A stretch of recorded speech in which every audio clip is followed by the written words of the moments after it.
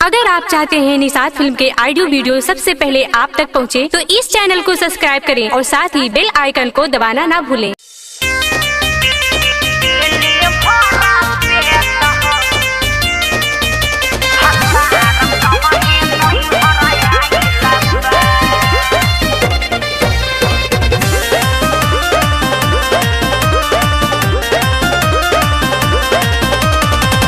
जब जब बोलावा तानी नियर की पटिस्टेंस कह डियर।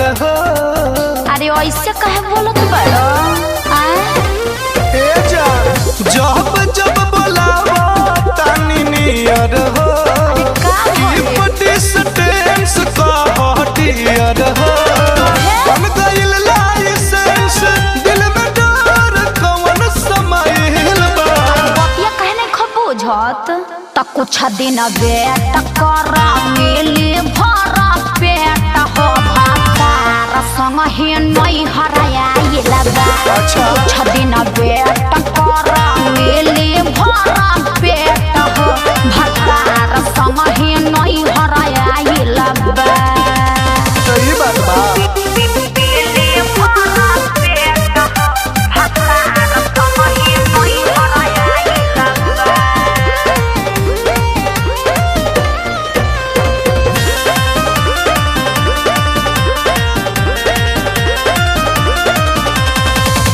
ले से लहर पे दे लागल उखी बिखी कही हो बोलवले पड़ी बगल वाली सखी। अरे काहे इतना गुस्सा गइला ए राखेला नजर लागे भइला एकरा सकबा पूरा रहे पहिले अभियो आधा तहार हकबा। देख ले बानी जब से मन मिले के खुआइल बा। अरे बर्दाश्त कर त कुछ दिन वेट कर मिली भरा पेट हो भतार संग ही नहीं हराइल बा। त कुछ दिन वेट कर मिली भरा पेट हो भतार संग ही नहीं हराइल बा। अरे सोना तनी हमरो पर ध्यान दो।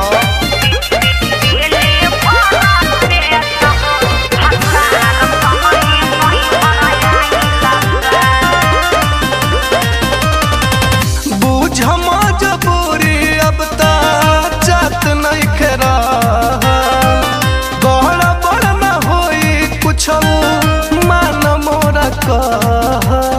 ओहो अरे समझत कहे नहीं खा लाल चना पर कसर धीरय भी धरे मन बन मुख सजना तनी ओह घरे।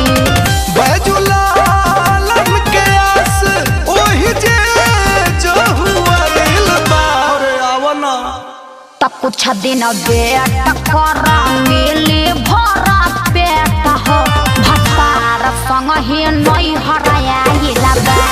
कुछ दिन वेट कर मिली भरा पेट हो भतार संग ही नहीं हराइल बा। बुझला।